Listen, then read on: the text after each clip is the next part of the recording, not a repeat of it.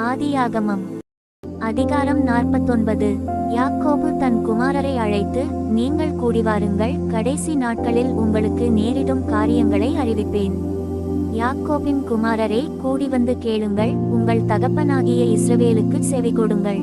ரூபனே, நீ என் சேஷ்டபுத்திரன், நீ என் சத்துவமும் என் முதற்பெலனுமானவன், நீ மேன்மையில் பிரதானமும் வல்லமையில் விசேஷமுமானவன். தண்ணீரைப் போல தளம்பினவனே, நீ மேன்மை அடையமாட்டாய். உன் தகப்பனுடைய மஞ்சத்தின் மேல் ஏறினாய், நீ அதை தீட்டுப்படுத்தினாய், என் படுக்கையின் மேல் ஏறினானே. சிமியோனும் லேவியும் ஏக சகோதரர், அவர்களுடைய பட்டயங்கள் கொடுமையின் கருவிகள்.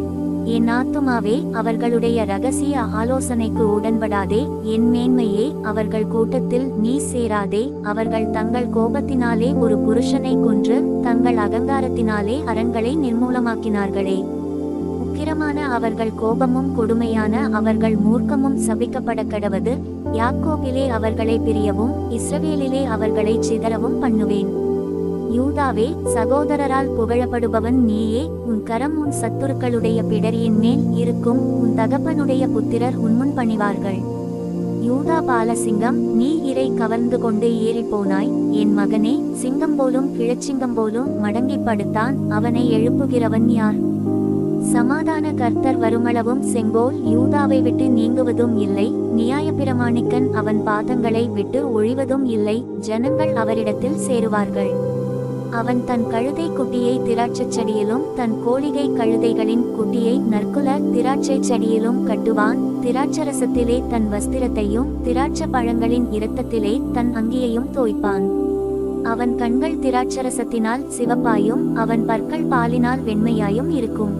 செபுலோன் கடல்துறை அருகே குடியிருப்பான். அவன் கப்பல் துறைமுகமாய் இருப்பான். அவன் எல்லை சீதோன் வரைக்கும் இருக்கும். இசக்கார் இரண்டு பொதியின் நடுவே படுத்துக்கொண்டிருக்கிற பலத்த கழுதை. அவன் இளைப்பாறுதல் நல்லது என்றும் நாடு வசதியானது என்றும் கண்டு சுமக்கிறதற்கு தன் தோளை சாய்த்து பகுதி கட்டுகிறவனானான். தான் இஸ்ரவேல் கோத்திரங்களில் ஒரு கோத்திரமாகி தன் ஜனத்தை நியாயம் விசாரிப்பான். தான் குதிரையின் மேல் ஏறியிருக்கிறவன் மல்லாந்து விழும்படியாய் அதன் குதிகாலை கடிக்கிறதற்கு வழியில் கிடக்கிற சர்ப்பத்தை போலவும் பாதையில் இருக்கிற விரியனைப் போலவும் இருப்பான். கர்த்தாவே, உம்முடைய இரட்சிப்புக்கு காத்திருக்கிறேன். காத் என்பவன் மேல் இராணுவ கூட்டம் பாய்ந்து விழும். அவனோ முடிவிலே அதன் மேல் பாய்ந்து விழுவான். ஆசேருடைய ஆகாரம் கொழுமையாயிருக்கும். ராஜாக்களுக்கு வேண்டிய ரிசுவர்க்கங்களை அவன் தருவான். நப்தலி விடுதலை பெற்ற பெண்மான் இன்பமான வசனங்களை வசனிப்பான். யோசேப்பு கனிதரும் செடி, அவன் நீர் ஊற்றண்டையிலுள்ள கனிதரும் செடி. அதன் கொடிகள் சுவரின் மேல் படரும். வில்வீரர் அவனை மனமடிவாக்கி அவன் மேல் ஏது அவனை பகைத்தார்கள். ஆனாலும் அவனுடைய வில் உறுதியாய் நின்றது. அவன் புயங்கள் யாக்கோபுடைய வல்லவரின் கரங்களால் பலத்தன. இதனால் அவன் மேய்ப்பனும் இஸ்ரவேலின் கன்மலையும் ஆனான். உன் தகப்பனுடைய தேவனாலே அப்படியாயிற்று. அவர் உனக்கு துணையாயிருப்பார். சர்வ வல்லவராலே அப்படியாயிற்று. அவர் உயர வானத்திலிருந்து உண்டாகும் ஆசீர்வாதங்களினாலும் கீழே ஆழத்தில் உண்டாகும் ஆசீர்வாதங்களினாலும் ஸ்தனங்களுக்கும் கற்பங்களுக்கும் உரிய ஆசீர்வாதங்களினாலும் உன்னை ஆசீர்வதிப்பார். உன் தகப்பனுடைய ஆசீர்வாதங்கள் என் பிதாக்களுடைய ஆசீர்வாதங்களுக்கு மேற்பட்டதாயிருந்து நித்திய பர்வதங்களின் முடிவு மட்டும் எட்டுகின்றன. அவைகள் யோசேப்புடைய சிரசின் மேலும் தன் சகோதரரில் விசேஷித்தவனுடைய உச்சந்தலையின் மேலும் வருவதாக. பென்யமீன் பீறுகிற ஓநாய் காலையில் தன் இரையை பட்சிப்பான், மாலையில் தான் கொள்ளையிட்டதை பங்கிடுவான் என்றான்.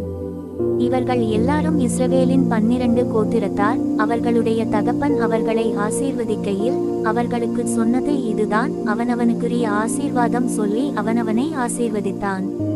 பின்னும் அவன் அவர்களை நோக்கி, நான் என் ஜனத்தாரோடே சேர்க்கப்பட போகிறேன். ஏத்தியனான எப்பெரோனின் நிலத்திலுள்ள குகையிலே என்னை என் பிதாக்களண்டையிலே அடக்கம் பண்ணுங்கள் என்று கட்டளையிட்டு, அந்த குகை கானான் தேசத்திலே மம்ரேக்கு எதிராக மக்வேலா என்னப்பட்ட நிலத்தில் இருக்கிறது. அதை நமக்கு சொந்த கல்லறை பூமியாயிருக்கும்படி ஆபிரகாம் ஏத்தியனாகிய எப்பெரோன் கையில் அதற்குரிய நிலத்துடனே வாங்கினார். அங்கே ஆபிரகாமையும் அவர் மனைவியாகிய சாராளையும் அடக்கம் பண்ணினார்கள். அங்கே ஈசாக்கையும் அவர் மனைவியாகிய ரெபெக்காளையும் அடக்கம் பண்ணினார்கள். அங்கே லேயாளையும் அடக்கம் பண்ணினேன். அந்த நிலமும் அதில் இருக்கிற குகையும் ஏத்தின் புத்திரர் கையில் கொள்ளப்பட்டது என்றான். யாக்கோபு தன் குமாரருக்கு கட்டளையிட்டு முடிந்த பின்பு அவன் தன் கால்களை கட்டிலின் மேல் மடக்கிக் கொண்டு ஜீவித்துப் போய் தன் ஜனத்தாரோடே சேர்க்கப்பட்டான்.